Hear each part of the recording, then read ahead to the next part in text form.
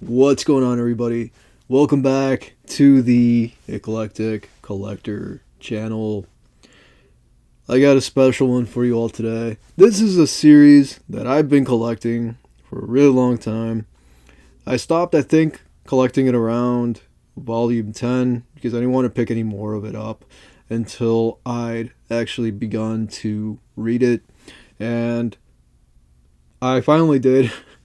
I read the first two volumes of this manga for this video, and yeah, I've got I've got a lot to say. Let's say that I have a lot that I want to say about this thing. I've broken this video up into a bunch of different parts. The first part of it I'm going to try to keep, for the most part, spoiler free, and then at some point in time we're going to enter like full on spoilers, but I'll let you know before we get to the full on spoilers part of it. I did not, I knew the story was screwed up going in, but I didn't realize how screwed up it was going to get.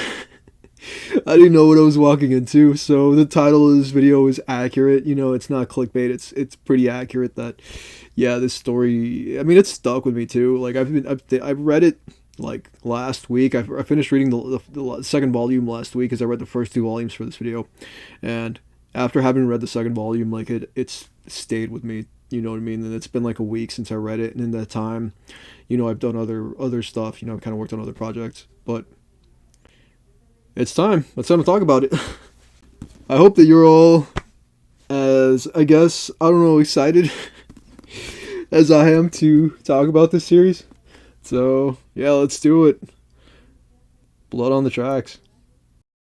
I wanted to drop this on Mother's Day, but I fell way further behind on everything than I would have liked. Even my Fable video took 3 weeks to release between scripting and recording. I decided to read more than just the first volume of Blood on the Tracks, as had been the plan for the original video. Instead, I'm reading the first 2 volumes, which I think should give a pretty good example of what this series is. Just a forewarning for those who haven't read it. This story is insane. Blood on the Tracks by Shuzo Oshimi is like a coming-of-age story ripped from the bowels of hell. We follow a teenager named Seiichi and his overbearing mother, Seiko. I think Seiko is definitely a psychopath, and I mean that in the clinical sense. I think her love for her son is more an ownership thing that psychopaths have. They don't feel empathy and often display narcissistic tendencies. However, they're great pretenders. They can make you believe they're the most empathetic person in the room, and the whole while, it's all an act.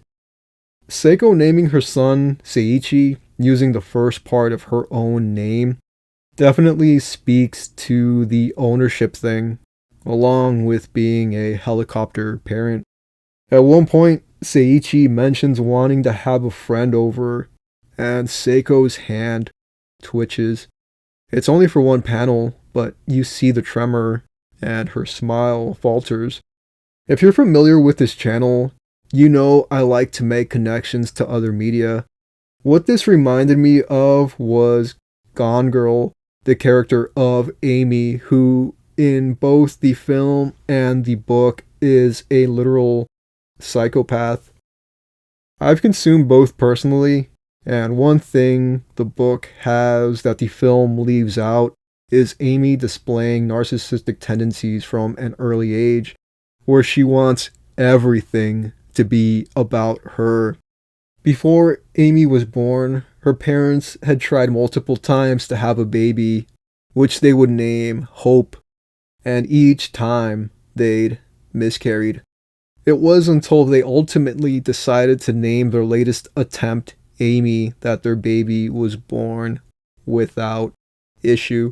The reason I mention this is it ties into the feeling I get from Seiko. Amy's mother would have a quiet moment for her miscarried babies, but Amy would go out of her way to try to interrupt that quiet time because she wanted to be the only one. Eventually, in the story, Amy becomes pregnant herself, or at least claims to. I can see her acting in much the same way as Seiko, being a helicopter parent, because she would feel an ownership over the baby, and not in the maternal sense. There is a scene in this first volume that everyone on the internet and on YouTube has talked about to death in the years since this first volume debuted. If you somehow haven't seen it yet or don't want to, I'll tell you when to stop watching. Though I will, for the most part, avoid a lot of spoilers in the opening. However, it is difficult to talk about this series without talking about that spoiler. I want to add, before we get too far into the video, that these are my thoughts after having read the first 2 volumes. This is all just speculation. I don't know what comes next and would like to find out for myself by reading ahead. Right off the bat, we get the idea that Seiko isn't all there.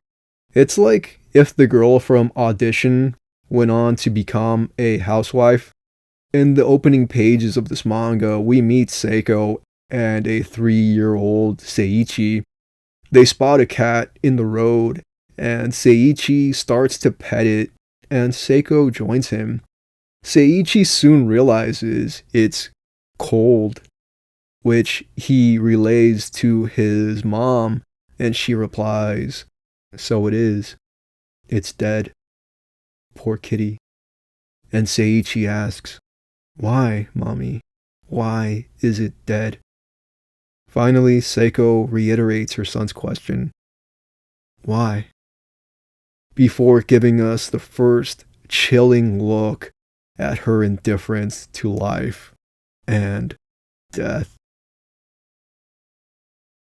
Shuzo Oshimi is a master storyteller. I do love some of his other things, like I love Happiness. Happiness is brutally depressing. It's such a dark, stark story, and I love Welcome Back, Alice. I think that's a great story as well. I don't like everything that he's done, but he's still a creator where I just respect the amount of dedication that he's put into this, and how much work, just how many stories, just how many different stories this dude has created, throughout his career, and how prolific, he is. He's such a prolific, mangaka, and there's just something so incredible about what he does. And if you've read Blood on the Tracks, I feel like you see the cinematography, the cinematic nature of it. I feel like a great example is I want to say Hideo Kojima, where his creations are kind of the same thing, like Death Stranding, or really the Metal Gear series, there's just something so cinematic about it, even though they're video games. And I feel the same thing, reading Blood on the Tracks, and I felt the same thing, with Happiness. There's just something so film-like about his creativity, and I used to feel the same thing with Tatsuki Fujimoto. His creative process, I guess, has changed a lot over the years. If you read Chainsaw Man now to where Chainsaw Man was, when he was first writing it, it feels so different. And a great example with Tatsuki Fujimoto, I would say, is Fire Punch. If you read Fire Punch is an ode to film. That manga is such an ode to film. There's so many scenes that feel like they're frames of, a film. And that's a big thing that I love about Shuzo Oshimi. And I feel like when you read Shuzo Oshimi, it's kind of like reading a film, you know what I mean? You're reading a manga that's set up and that's, structured, and the way that things are framed, feels like a film. like when I was reading the second volume of this, and I won't, go into it, because I said I was going to keep this part for the most part, spoiler free, this first part of the video. I'm not going to say too much. But when I was reading the second part, there's a scene where like all these people are gathered in a room, and the way they're all framed, in that shot felt like a film. And I feel like that's just the incredible nature of this creator. And I want to do a creator spotlight video at one point, a mangaka spotlight video for Shuzo Oshimi, because I love this dude's work and I feel like it should be.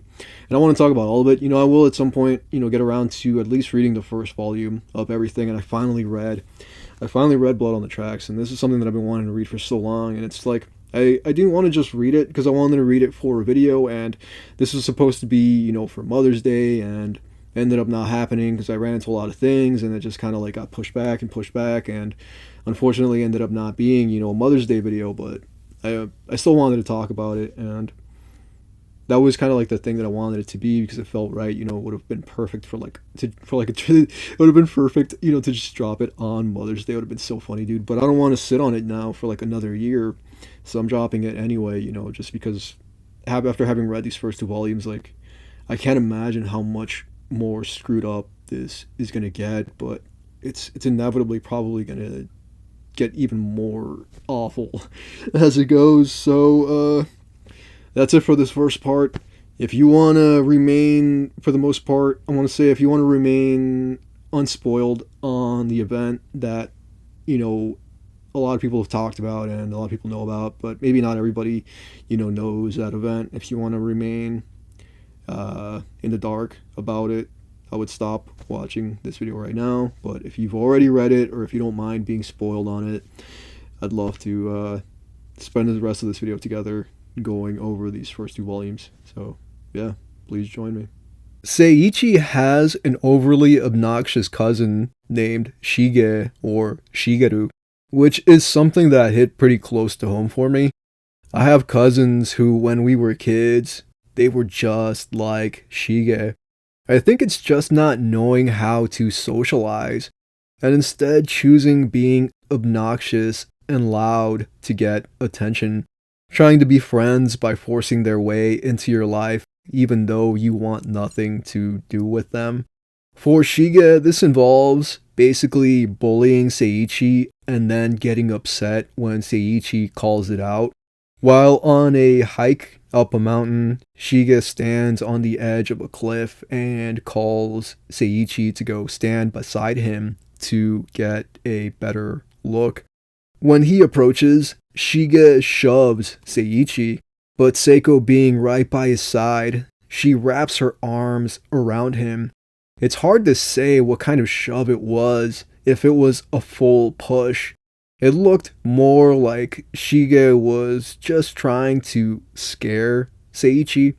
While on the same hike, they end up at another cliff edge, and Shige tries to talk Seiichi into approaching the edge with him again. Seiichi defies him, saying he knows Shige will just do the same thing and push him. Shige gets upset about this and starts yelling at Seiichi, but then Seiko shows up, and this then takes us to the moment of shaping what this story will ultimately become. Shige, just being an insufferable brat, runs to the edge of the cliff and starts dancing, being a clown. It's clear his mom never really set boundaries for him, seeing as she is one of the first to laugh when he first pushed Seiichi. In his goofing off, Shige loses his footing, but Seiko is there to catch him, much in the way that she caught Seiichi earlier in the hike. Only this time around, things go much differently. She whispers something to Shige moments before pushing him completely off the edge into the woods below. And followed by this is a panel much like the panel where Seiichi asked why the cat was dead. We get an extreme close-up of Seiko's terrifying, smiling face. I feel like it's pretty clear that Seiko killed the cat. I mean, I don't think anyone is doubting that she did it, but I mean, could also be that she didn't, kill the cat and it died by some other means. And her smile of indifference, like the same smile the same smile she wore when she pushed Shigeru off the cliff, is just her own psychosis. You know what I mean? It could be that, like I said, the cat was already dead when they came upon it, but I don't know, man. I feel like maybe it's answered later, maybe in like, because I'm only up to volume 2 and I think it's up to like volume 13 or 14 that's available right now physically. I'm not sure. I'll put whatever, the actual count is for volumes that are available for the series. But as of right now, me just being on volume 2, I feel like it's pretty clear that she did kill the cat, or she knows, how the cat came to be deceased. And it's like seeing that smile, you know what I mean? Seeing that smile, dude, after Seiichi asks, or after Seiichi, mentions that the cat's cold, right? He says the cat's cold, and then I think she says it's dead, right? She says it's dead, and then Seiichi says, like, why is it dead, right? Why is it dead? And then she says, like, she repeats his question back to him. Why is the cat dead? And I don't know, dude, that just like, it sent like a chill. It sent like a chill, bro, down my shoulder, like down my arm. Because like that smile, man, like I'll post a picture of her smile. That smile, like that half, like yin yang kind of, I don't know, man, two sides smile thing that she had going on was terrifying.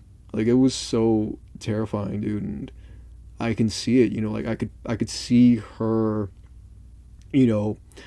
being this just awful force, this horrible creature, in human form. Because sometimes, like to me, and if you've looked at news, you look at the different things that have happened, the awful things that people have done to their own children, like tying them up and just doing these awful things and torturing them, not feeding them for days on end, and then the kids escape and they tell the stories of what was done to them. And, on the outside, it looks like they had like this idyllic life, like everything was perfectly fine and their neighbors thought everything was gravy, whatever. And then you come to find out that these people were horrible monsters. And monsters don't just exist, in fantasy. They don't just exist in movies. There are real life living people that are horrible and have done just awful things, and they sometimes just look like ordinary people in the way that Seiko just looks like an ordinary person. She could be anybody, you know what I mean? Like, I feel like she's evil enough that she can flip a switch just like that, and be crying, like she did after she pushed Shigeru. Like, she's like, oh, he fell or whatever, and like she's like full on weeping or whatever. But like literally like 2 seconds before that, you could see that smile on her face. You see that smile of indifference, like she couldn't care less about what she just did to Shigeru. And it reminded me too of American History X. I don't know if any of you have ever seen American History X, but it's an older film. It came out in like early 2000s. I think 2000, 2001, somewhere on there is when that movie came out. And it made me think of that, like there's a scene where, this is a little bit of a spoiler, but there's a scene where Edward Norton's character curb stomps a guy's skull in, and literally right after having done this, he smiles at his little brother, who was played by Edward Furlong. Just gives him a smile and like a shrug, and that's what that made me think of. When she pushes Shigeru, it made me think of that. It made me think of in American History X, when he just kind of like shrugs, after having literally just murdered a dude. That's legit one of the most brutal scenes, that it's, like it's a different kind of brutality, right? Like, you can see a film like Terrifier, you know, where it's just like endless brutality and like it's comical, you know, because it's not really that serious. But when you see it, you know, in a grounded film that's like kind of based in a sort of reality, and then you see somebody get curb stomped, and it makes it feel so much more real, so much more visceral because it's grounded in reality. And Blood on the Tracks to me has a sort of grounding, you know, where like there isn't anything fantastical about it. It's not comedic. It's, for the most part, a pretty legit story, and it feels almost like a coming of age story to a point until the thing that happens. You know, where Seiko pushes Shigeru. So let's talk about the next part of this thing, and we'll close this video out. I hope that you enjoy the rest of our time together. Why did she push Shigeru? Seiko feels that her son, an extension of herself, is threatened, so she neutralized the threat. Seiko hugs her son in a way that reminded me again of Gone Girl, where Amy falls into her husband's arms after having survived a whole kidnapping ordeal. I won't say any more about that for anyone who hasn't seen the film and maybe wants to. There is a genuine beauty and technique to the way that Shuzo Oshimi crafts his more serious stories. I've talked about a handful of his works in videos on the channel, including Happiness, Sweet Poolside, Welcome Back Alice, and Avant-Garde Yumeko. I've also read the first volume of Inside Mari, but can't remember if I ever talked about it outside of a haul video. The beauty I'm referring to, I've found in the more subtle and nuanced approach he takes to certain tales, but the art does so much of the storytelling that you run into full pages with little to no dialogue. Sometimes all you get as the closest thing to words is huffing and breathing.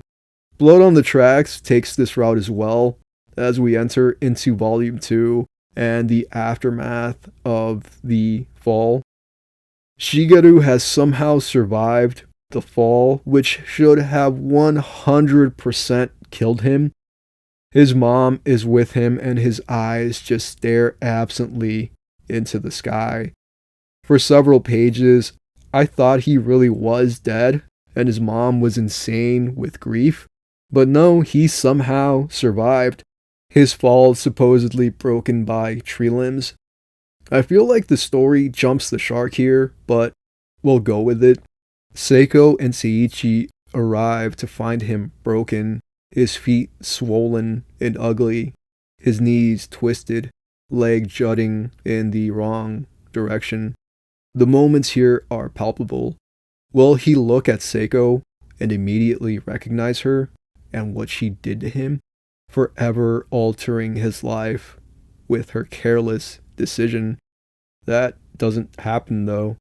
Help arrives soon after, and Shigeru is rushed to the hospital, airlifted out of the forest. We get shots of the hallway and of Shigeru being hauled away on a stretcher, his head bandaged and bleeding. There is a scene where Shigeru's condition is being explained to the extended family, and the framing for the shot of them all sitting and standing, waiting to be told his fate, it looks like a scene out of a film. Like something Bong Joon-ho would direct, blocking the scene so every character is positioned perfectly, like a scene out of Memories of Murder or Parasite. Speaking of Bong Joon-ho, he also directed a film with a similar premise called Mother, which is a masterpiece in film.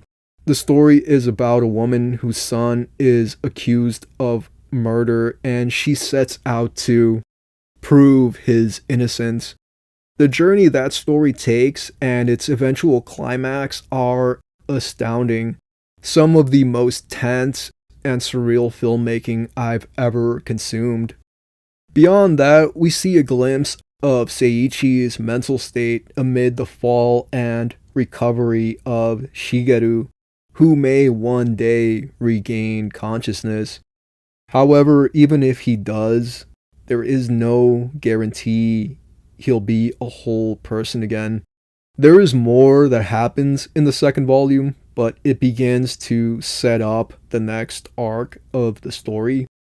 You can tell right away that there will be some tensions between Seiko and this girl, Fukishi, who has been slowly edging her way into Seiichi's life, wanting to come over and then finally doing so, only to be caught together by Seiko. The scene that happens after Fukishi leaves between Seiichi and Seiko is the kind of thing that makes me wonder if Shuzo Oshimi has ever had a psyche eval. It was so goddamn well done and made my skin crawl in a way that hasn't happened in a long time. Curled up together on Seiichi's bed after having torn Fukishi's confession letter, Seiko's hand on one end and Seiichi's on the other. Seiko full on kisses her son on the lips the way one would a lover. I'm honestly afraid of what Volume 3 will hold. How much more harm can this psychopath do to this poor kid, beyond already having broken him down to being a child despite being 14? He crumbles in her arms in a way that would make Freud blush. Seiko summons her Bene Gesserit powers or something to bring Seiichi under her complete frenetic control. Yo, it's himself, the Shadowrunners clique, aka Sleep Allah. Take you on a mental and live for one day, y'all. Sheets, y'all. Guns, y'all. Yo, who got the guns, you got the coke? Hustling them through like big punch cholesterol before he croak. Rest in peace, but I bless in peace and live to one day lay in shoots. Rap over beats and tell wild stories, the mythology mystery. Choke on your own misery, fuck them, we're the wild bunch. Yo, I asked him if this bike could punch. This shit made me lose my lunch. Bro grabbed the rocket, I said chill before he cocked it.